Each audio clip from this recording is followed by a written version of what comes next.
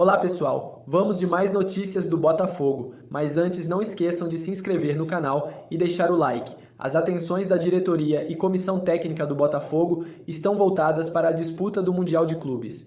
Entretanto, uma situação nos bastidores pode acabar tendo impacto negativo em campo.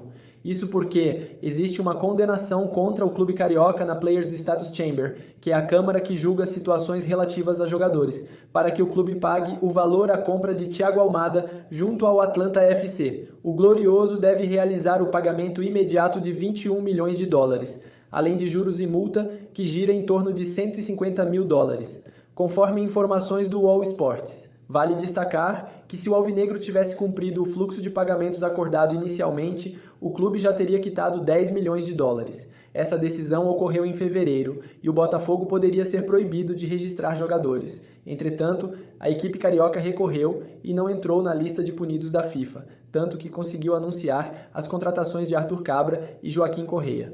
Almada foi um dos destaques dos títulos da Libertadores e Brasileiro de 2024. Apesar da preocupação com uma possível punição na FIFA, as atenções da comissão técnica neste momento é para o Mundial de Clubes, já que busca a chegada de reforços, tentando o retorno de Júnior Santos ao elenco. Agora vamos a mais um vídeo, não esqueça de deixar o like. Quando a gente não fala em adversários de nível tão alto, a gente fala de um adversário que vai estar jogando em casa. Então, sim, o Botafogo só tem pedreira no grupo, é o brasileiro com mais dificuldades nessa primeira fase, mas que também vai reforçado, né? O Arthur Cabral já falou como novo atleta do Botafogo. Ontem, o próprio Botafogo falou do Joaquim Correa, né? Que agradeceu pelo apoio que recebeu da torcida do Botafogo, disse que está muito ansioso também para começar, ou seja, o Botafogo vem reforçado para essa competição. Um grupo que a gente já destacou aqui pedia reforços, né? Eu lamento só essa troca constante na montagem do elenco do Botafogo, né?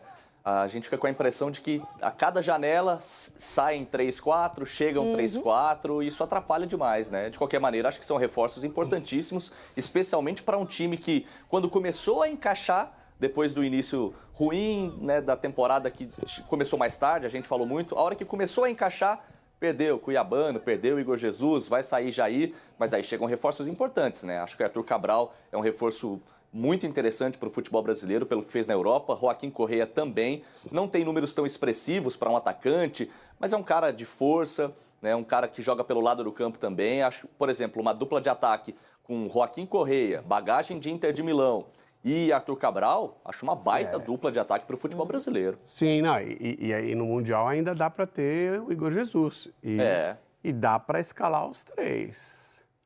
Aí é ousadia, hein? Ontem o Brasil jogou com 4 atacantes. Jogou, o que também é ousado. Não, então, e a gente vai falar disso mais à frente também, porque eu vou voltar lá de novo no jogo da Argentina. Faltava povoar o meio de campo, beleza. Fomos assim para o jogo contra o Equador, não resolveu. Ontem, nossa, ousado, em 4 atacantes, vamos para cima também. Já vamos falar. Fomos jogar com a Argentina me chamando a atenção que a gente saiu da Açúcar. Eu fui provocada. Vamos jogar com a Argentina na Argentina. Acho que tem contextos e contextos. Não é para jogar com 16 atacantes contra a gente. No atual momento, vou tirar o goleiro e vou colocar mais um centroavante. Não é esse o tema de agora. Ainda estamos na Copa do Mundo. O senhor não me provoque. Então eu vou dar um pitaco ainda que passou rapidinho sobre o Fluminense. Por favor. Gostei de ver o Cano, hein? Voltou depois. Falando no Mundial, Botafogo treina nos Estados Unidos. O Botafogo segue se preparando para estrear na Copa do Mundo de Clubes da FIFA. No próximo domingo, às 11 da noite, o Glorioso terá pela frente os americanos do Seattle Sounders. Inclusive, esse jogo vai marcar o reencontro da equipe brasileira com o meia João Paulo. Ele que já defendeu as cores do Botafogo e agora está no futebol dos Estados Unidos. A delegação alvinegra já está em território americano há alguns dias e já vem realizando algumas atividades. Quem se juntou ao grupo botafoguense foi o atacante recém-contratado Arthur Cabral. Ele custou aos cofres do Glorioso cerca de 15 milhões de euros. Este valor também contabiliza alguns bônus que ainda podem ser atingidos dependendo da performance do atacante. Além dele, o Botafogo anunciou na última manhã o último reforço para a disputa da Copa do Mundo de Clubes. Trata-se do também atacante, só que argentino, Joaquim Correa. Ele que pertencia à Inter de Milão, ele vai desembarcar já nos Estados Unidos para se reunir com os seus novos companheiros. A expectativa é que tanto Joaquim Correa quanto o Arthur Cabral já tenham minutagem no início desta Copa do Mundo de Clubes. É claro que tudo vai depender da escolha do técnico Renato Paiva.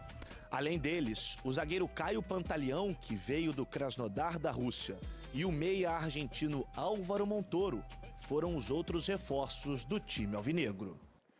E para fechar as informações dos brasileiros que vão disputar o Mundial, agora é a vez do Fluminense. Soteldo só depende do Renato Gaúcho para fazer a sua estreia.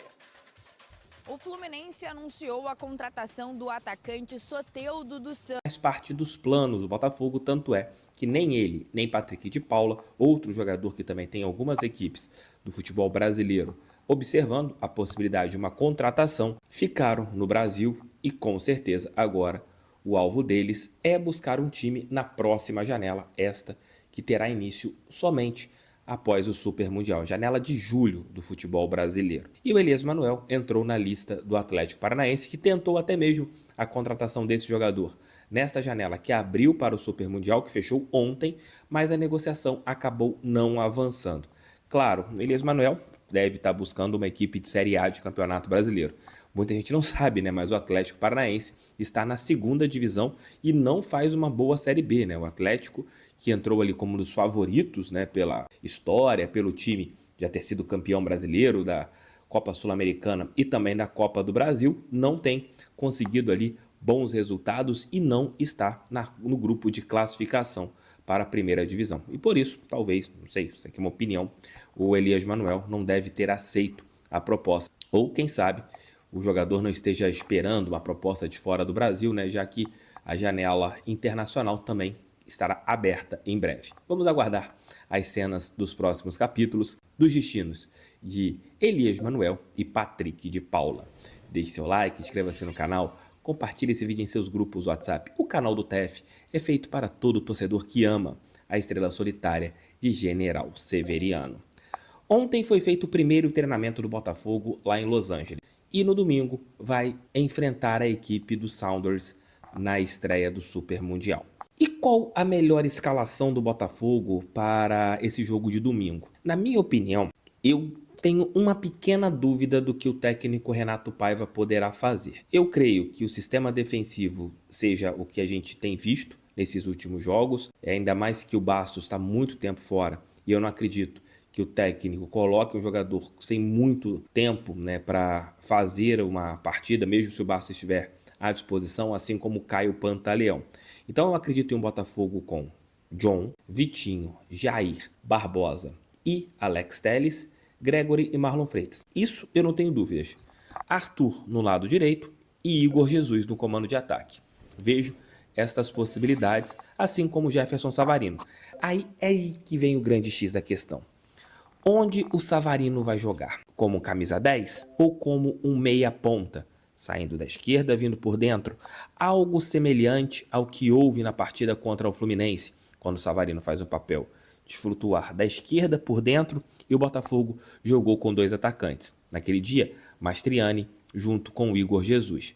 Será que para a partida do Mundial, o técnico Renato Paiva, mesmo com poucos treinos, com jogadores como o Arthur Cabral e também o Joaquim Correa, que chegará hoje, então provavelmente não vai a campo na atividade, talvez possa ir para fazer alguma coisa mais leve, mas com certeza estará ali com jet lag, cansado de uma viagem longa de mais de 15 horas, é muito provável que esse jogador não vá a campo hoje, somente amanhã. E devido a isso, ele teria pouquíssimas sessões de treinamentos, quinta, sexta e sábado, para jogar domingo, lembrando que o treino de sábado é sempre o mais leve. Então você teria 3 sessões para um jogador que acabou de chegar. Eu creio que seja mais provável que o Arthur Cabral tenha mais chances de jogar do que o Joaquim Correa, pensando na partida de estreia. Minha dúvida é se ele vai com Cuiabano ou se ele vai com Arthur Cabral. Se ele for com Cuiabano, Savarino faria um papel de um camisa 10 e você teria o Cuiabano fazendo a beirada esquerda, como ele fez durante boa parte da temporada com o Alex Telles. Ou se ele vai com 2 atacantes, aí ele tiraria o Cuiabano, traria o Savarino para ser um meia ponta e colocaria no comando de ataque Arthur Cabral ao lado de Igor Jesus, e ali você teria várias opções no banco de reservas. E para o Mundial, o técnico Renato Paiva não poderá reclamar de opções, já que ele tem praticamente todo o elenco à sua disposição. Não sabemos ainda se o Matheus Martins terá condições de jogar a partida do próximo sábado, se também o Botafogo terá o Marçal no banco de reservas. Ele tem, claro, que cortar alguns jogadores que viajaram para a partida que acontecerá contra o time norte-americano, porém ele terá ali Álvaro Montoro, Joaquim Correa, jogadores que foram contratados para essa janela de transferências à sua disposição. Agora é fazer um bom trabalho, se ele vai pensar no entrosamento que o time já tem ou se ele vai poder colocar pelo menos mais uma peça. Não duvidaria se ele fosse com Savarino pela esquerda e com um ataque formado por Arthur Cabral e Igor Jesus. Não duvidaria mesmo que ele fizesse isso, já que o Arthur Cabral treinou normalmente ontem, está bem fisicamente, terminou a temporada europeia há pouco tempo, não jogou tantos minutos, assim como o Joaquim Correa. Então os jogadores que estão com uma baixa minutagem e também não estão tão cansados, né, pela temporada desgastante. O Joaquim Correa há pouco tempo estava jogando final de Champions League, né? Estava com o elenco da Inter de Milão. Então é isso. Eu acredito que o Joaquim Correa já esteja mais pronto para jogar nos jogos contra os europeus, tanto o PSG e o Atlético de Madrid, e aí vai. Vamos torcer que tudo dê certo em relação ao nosso glorioso, mas agora é Mundial de Clubes, meus amigos. Agora os assuntos aqui do canal serão sempre voltados ao Mundial de Clubes. Um sonho que nós estamos realizando. Beijos, fiquem com Deus, volta ali por volta de 1 e pouca, 2 horas, com o nosso almoço com o TF, ou até mais cedo, dependendo das informações sobre o Botafogo, porque aqui é um canal voltado para a estrela solitária de General Severiano.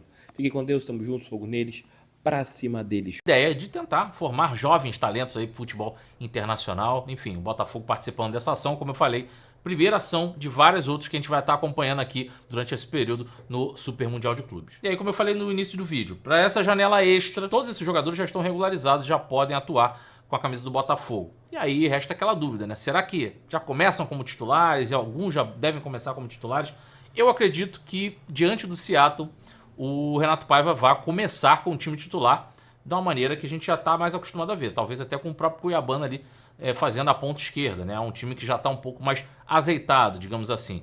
É claro que a gente quer ver os reforços atuando, quer ver a capacidade técnica deles, mas acho que a questão do entrosamento vai acabar pesando para essa decisão do Renato Paiva de já colocar esses atletas no jogo de estreia do Super Mundial de Clubes. Então a gente deve ver o time ali. Aí, por exemplo, na defesa, né, como até foi um debate que tivemos na live aqui, por conta da recuperação ainda demorada do Bastos, a gente deve vir ainda com o Jair e com o Alexander Barbosa. Apesar das boas partidas do David Ricardo ali, o Barbosa deve ser o titular, com o Alex Telles e o Vitinho, né? E no meio campo, Marlon Freitas e Gregor, não tenho muito o que falar. E aí, na frente, aquele quadrado, né? Que seria ali com o Savarino, o Arthur, né? Do lado direito. Na frente, o Igor Jesus e com o Cuiabano aí fazendo a ponta esquerda. E a gente tem as opções ali, né? A gente tem aí o Matheus Martins, a gente já tem o Santi Rodrigues, fora os reforços que eu citei, ainda tem outros jogadores no elenco que podem ser opções aí para o Renato Paiva. Mas eu creio que nessa partida contra o Seattle Sounders, até lá, acho que o Botafogo realmente deve se manter um pouco mais conservador em relação às suas escolhas, né? O próprio Renato Paiva. E aí depois, no decorrer, um pouco mais de treinamento, um pouco mais de entrosamento, né? O próprio Joaquim nem chegou ainda, nem se juntou aos outros atletas do Botafogo. Então, isso é uma questão de tempo ainda, né? Claro, o reforço para a temporada vai ser excelente a gente contar com esses jogadores, mas para o Super Mundial, acredito que de início a gente ainda vá com um time que já está mais acostumado a jogar junto. Vamos ver isso no domingo, a gente vai ter a certeza, mas creio que a gente vá por esse caminho, né? Quero saber a sua opinião a respeito dessa escalação. E aí, o que o Renato Paiva deve fazer já para o domingo? Tá todo mundo à disposição, mas quem é que deve ir a campo nessa partida, pelo menos a partida inicial aí contra o Seattle Sounders, né? Os 11 iniciais, deixa a opinião de vocês, eu quero saber o que vocês pensam também aqui nos comentários, beleza? Bom, vamos lá. E hoje o Botafogo divulgou aqui a assinatura de contrato com uma joia que a gente já falou outras vezes aqui, que é o Juninho, do Sub-17. O Juninho é um jogador muito promissor, né? É daqueles jogadores que a gente precisa ficar de olho. Por que eu estou trazendo aqui? Porque o que chama atenção, além do próprio futebol do Juninho, que é um atleta que vem marcando gols, para você ter uma ideia, né? Chegou aqui em 2023, nessa temporada atual, além de ser um cara super habilidoso, aqui ele já é atacante e já tem 10 gols em 11 jogos. E aí, a multa rescisória para tirar o Juninho vai ser nada mais, nada menos que aproximadamente 70 milhões de euros, o que dá aí quase 450 milhões de reais. Então o Botafogo vê no Juninho um grande potencial e é aquela típica frase do olho nele, né? Juninho realmente é um nome aí que vem despontando, vem chamando a atenção, e aí com uma multa rescisória desse tamanho também não é para menos, né? É de se chamar realmente muita atenção, a gente fica de olho na joia. O contrato do Juninho assinado hoje vai até no dia 30 de maio de 2028 e vamos ver aí o desenvolvimento do Juninho. A gente espera que realmente dê muito certo, que seja aquele grande nome que a gente espera há tanto tempo, né, revelar nas bases do Botafogo um nome dessa magnitude, e esperamos que o Juninho seja esse cara, mas claro, toda a paciência com o moleque que está no começo de sua carreira, mas carregando já uma multa rescisória pesadíssima, que espero que seja realmente de acordo com o seu talento, que já vem mostrando nesses últimos tempos. Bom, vamos lá, agora vamos para mais um episódio da série com meu amigo Guilherme Cardoso, falando dessa trajetória internacional do Botafogo. Que história você conta hoje, Guilherme? É contigo. Chegou a hora da série Botafogo Internacional, onde você fica sabendo de torneios, copas, campeonatos mundiais, intercontinentais que o Botafogo disputou, os mais importantes. Ontem falamos sobre o torneio de Paris, de 1963, e nós vamos continuar na década de 60, porque foi a década de ouro do futebol brasileiro e do Botafogo. Botafogo que ganhou quase tudo na década de 60, e muita gente se pergunta, por que não ganhou a Libertadores, né? Vale lembrar que o Botafogo foi campeão brasileiro em 1968, disputaria, assim, a Libertadores de 1969, mas como a CBD é que enviava uma lista com os nomes dos clubes que disputariam a Libertadores da América para a Conmebol, para a entidade que organizava o campeonato, a CBD não quis participar e os clubes também não quiseram participar do torneio devido à falta de incentivos financeiros. Era muito, muito mais vantajoso você participar de campeonatos mundiais organizados por federações e às vezes até pelos próprios clubes, né? Bom, uma dessas copas que era muito rentável, pagava muito bem, era uma Copa organizada por grandes empresas da América do Sul, especialmente grandes empresas da Venezuela, na década de 50 e na década de 60. Estou falando da pequena Copa do Mundo, ou Pequena Taça do Mundo, e alguns periódicos chamavam de Mundialito. Pois é, um torneio que começou a ser disputado em 1952, com grande apelo, e o campeão da primeira edição da Pequena Copa do Mundo foi o Real Madrid. Inclusive, na sua galeria, o Real Madrid estampa esse torneio de 1952 como um torneio mundial. Está lá na galeria, quem já visitou a sala de troféus no Museu do Real Madrid, consta lá 1952. O Real Madrid também seria campeão em 1956. Mas em 52, a curiosidade é que a equipe espanhola foi campeã em cima do Botafogo. É isso mesmo. Botafogo e Real Madrid fizeram o último jogo valendo esse campeonato. Vale lembrar que nesse ano de 1952, quem disputou o campeonato, a pequena Copa do Mundo, foram Real Madrid, Botafogo, o Milionários da Colômbia, era uma grande equipe na época, e o La Salle, convidado da Venezuela. Com o passar do tempo, as equipes venezuelanas não foram mais convidadas. Logo no ano seguinte, essa história de convidado já acabou, né? Em 1953, o Milionários foi campeão em um torneio que contou com o Espanhol, rival do Barcelona, o Rapid Viena, o River Plate da Argentina e o próprio Milionários. Em 56, por exemplo, o Real Madrid volta a ser campeão, como eu falei no início, num torneio que foi disputado pelo Real, pelo Vasco da Gama, que era uma potência nos anos 50, o Porto e Roma. 57 é um ano que o Botafogo volta à final da pequena Copa do Mundo. Mas, infelizmente, perde mais uma vez. Já havia perdido para o Real Madrid em 52, perde para o Barcelona dessa vez em 1957, num torneio que contou com o Sevilha, da Espanha, e o Nacional do Uruguai.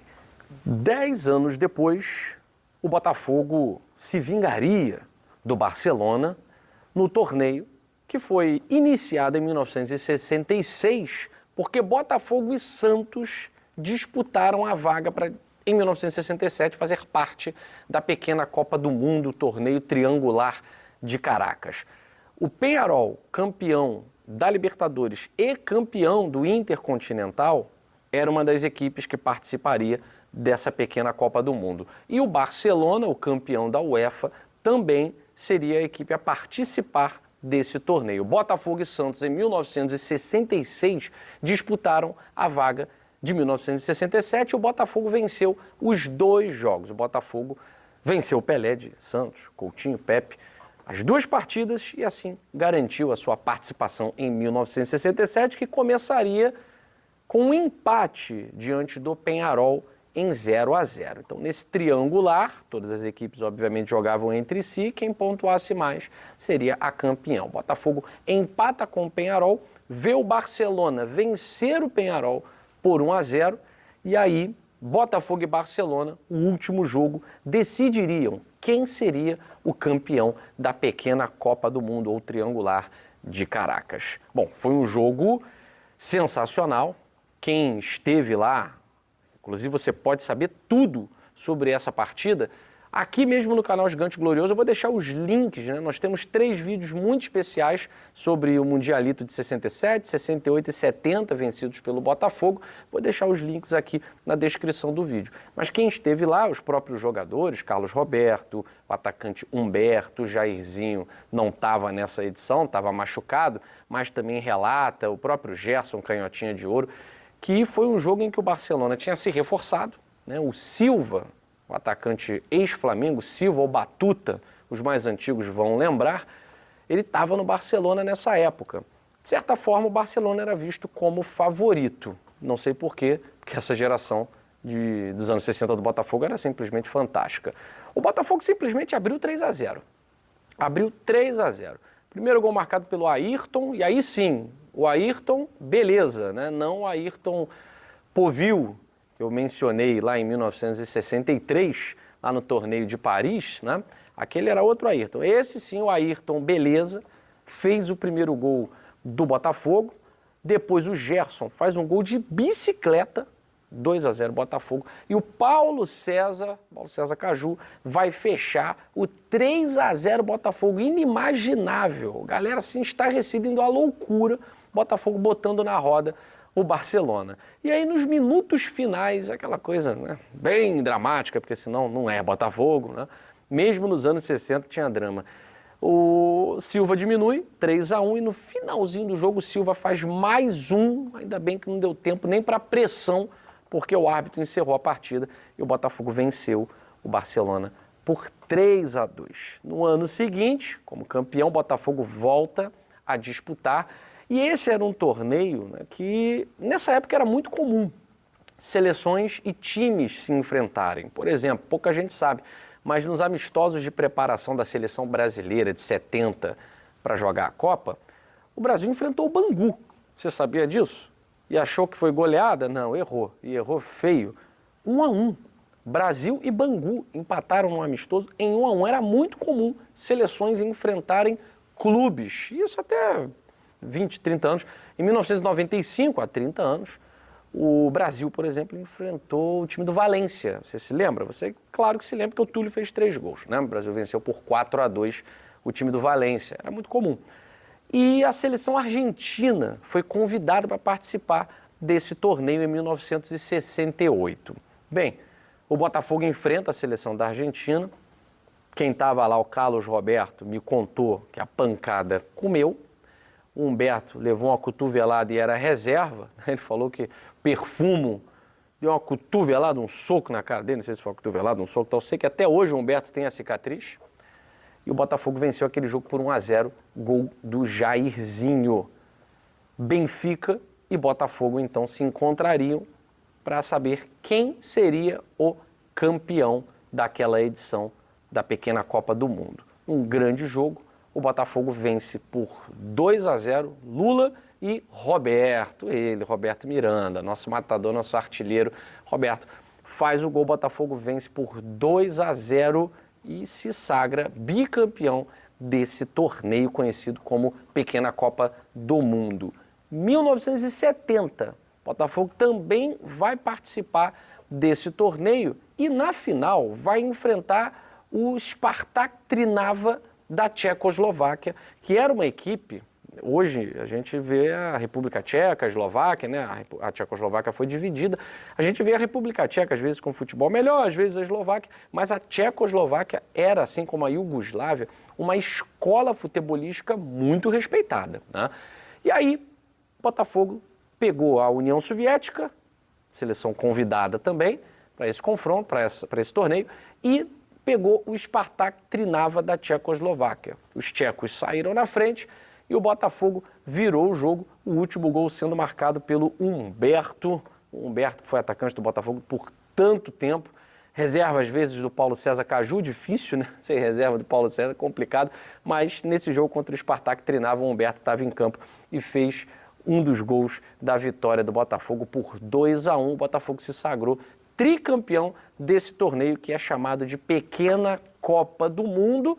E eu vou citar aqui, mencionar o curador do Museu do Botafogo, né, o antigo Museu do Botafogo, a Sala de Troféus do Botafogo, Luiz Felipe Carneiro, que foi quem confeccionou, né, mandou confeccionar réplicas dessas 3 taças que para muita gente são torneios mundiais para o Botafogo. Se a Copa Toyota, por muitos, é considerada um torneio de âmbito mundial, se a Copa Rio também é considerada por muitos um torneio de âmbito mundial, a pequena Copa do Mundo, o Real Madrid estampa na sua galeria como um torneio mundial.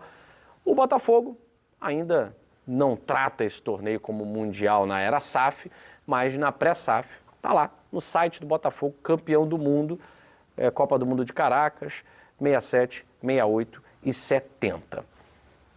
História a gente não discute, a gente traz. O futuro, a gente pode ter novas conquistas. A FIFA reconhece, a FIFA não reconhece. Isso não entra em discussão, porque os títulos conquistados, a história contada, a história vivida, só quem viveu sabe a emoção. É como se eu dissesse aqui, o Botafogo foi campeão carioca em 62, carioquinha. Mas o carioca valia muito mais do que qualquer outro torneio.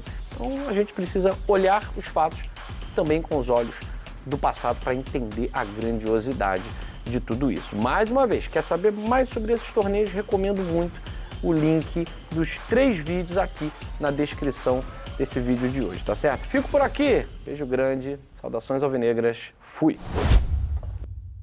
O Botafogo está decidido a fazer uma última tentativa para repatriar o atacante Júnior Santos, atualmente no Atlético Mineiro.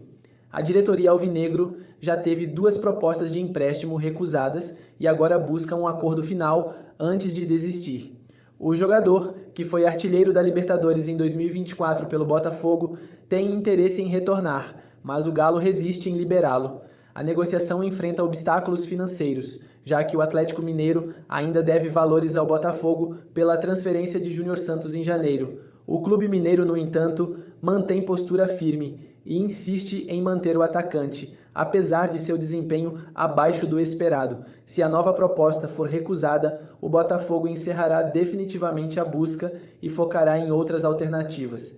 Júnior Santos teve uma passagem de destaque no Botafogo, marcando 20 gols em 2024 e sendo peça-chave no título da Libertadores. No Atlético Mineiro, porém, ele não se firmou, com apenas 1 gol em 15 jogos, o que aumenta a frustração da torcida alvinegra. Apesar disso, o técnico Cuca ainda conta com ele, dificultando uma possível saída.